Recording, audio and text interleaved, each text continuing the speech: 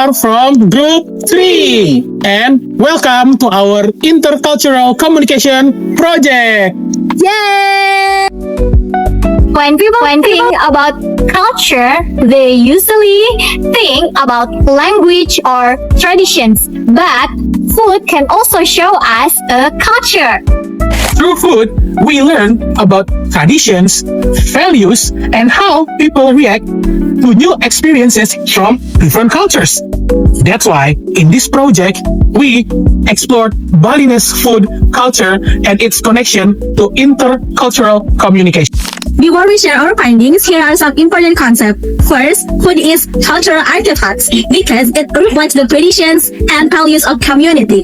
For example, eating together show togetherness and social connection. Second, culture shock happens when people experiences something new or unfamiliar from another culture. Third, Bali is an example of high context culture where people understand meanings through shared their traditions and experiences. Lastly, cultural identity can change because of trends, tourism, and outside influences. To understand how food reflects cultural values in Bali, we look at Magibung. Kalau di Bali, ada makan bersama yang dikenal dengan nama Magibung. Magibung is more than just eating together. It's a way of bringing people closer, no matter their background, and keeping a sense of community alive. Tujuan itu persaudaraan walaupun beda sejarah. Itu kayak urap. Oke. Kemudian ada rutan kelapa, ada sayurnya dicampur dengan daging sapi. Itu ada. Next, we gave our friends some special Balinese food and drinks that not many people know. First was loloh cemcem, a traditional drink from Penglipuran village. Bahannya gula, cabai, garam. Yang gini putih-putihnya itu kelapa muda. Kalau di kulkas 4 hari, kalau dipajang 1 hari udah rasanya udah berbeda.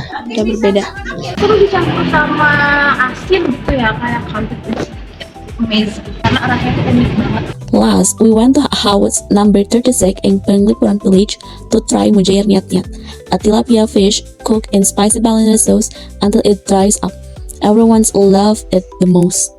During our international trip to Penglipuran village, we interviewed international tourists about their experiences with Balinese food. Their responses provide valuable insight into how food can connect people from different cultural backgrounds. One of the tourists, Usman, is from Senegal. He shared that he enjoyed Balinese food because it was served quickly while maintaining excellent taste and quality. He also found it easy to adapt to the local food since rice is staple food both in Bali and Senegal. Another interview, Stefan from Romania expressed his appreciations for Balinese dishes such as satay and fried rice. He noted that Balinese food is generally spicier than Romanian food. Also adapting to the flavor was not difficult for him. Both tourists view Balinese food positively, showing how local food can foster cultural exchange and create memorable travel experiences. Pai susu, which is now widely known as one of Bali's most iconic souvenirs. Bli Sukre said pai susu only became popular around 2010. Before that, tourists were more familiar with souvenirs like kacang rahayu and kue gambir. Berarti sebelum 2010 bukan pai susu ya, Bre? Hasilnya kayak oleh-oleh hasilnya. Kacang, kue gambir ya kayak gitu. Oh, gitu. Kacang itu kacang goreng. Kayak kacang asinnya ya. Kacang asin kalau dulu ada mereknya Rahayu. Oh, berarti itu merek-merek gitu ya? Ya. Karena dia pengerjaannya di Shanghai sih. This shows that cultural identity is not always based on long history or traditions. Sometimes it is shaped by tourism trends and public perception. Tonight, we're at Jimbaran, a legendary spot for seafood dinner. With the menu, fresh local white snapper, shellfish grilled simply to let the ocean flavor shine, and crispy battered squid. Everything hits even harder dipped in sambal mata and Balinese-style side greens.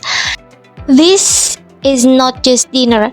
It is a taste experience we can only get right there. Next up is Balinese must try ayam betutu. Yes. According to Bli Sukre, our tour guide, this chicken is coated in traditional Balinese spices, then slow cooked until the flavor shocks all the way to the bone. What's unique here is the fried version. Crispy on the outside, still juicy and baked with spice on the inside. We also tried buah salju, a fruit that only grows in Bedugul. It's called snow fruit because inside the flesh is soft and white. It's like a snow. Ini adalah buah salju yang hanya ada di Bedugul. Mari kita buka ya dalamnya. Lihat, bentuknya mirip salju. Wow. Kita rasain. Manis banget. Teman-teman yang mau beli buah salju, boleh datang ke Bedugul.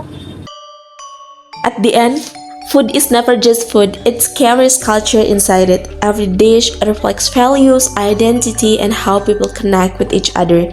And when we experience food from another culture, we're actually learning something about the people behind it. That's why staying open and curious matters, because understanding another culture often starts with something as simple as sharing a meal. So next time you try food from another culture, don't just eat it, pay attention to it. There's usually more to it than just the taste.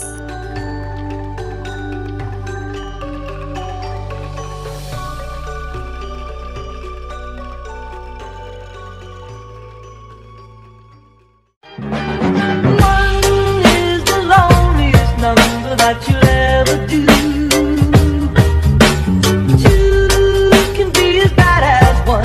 It's the loneliest number since the number one.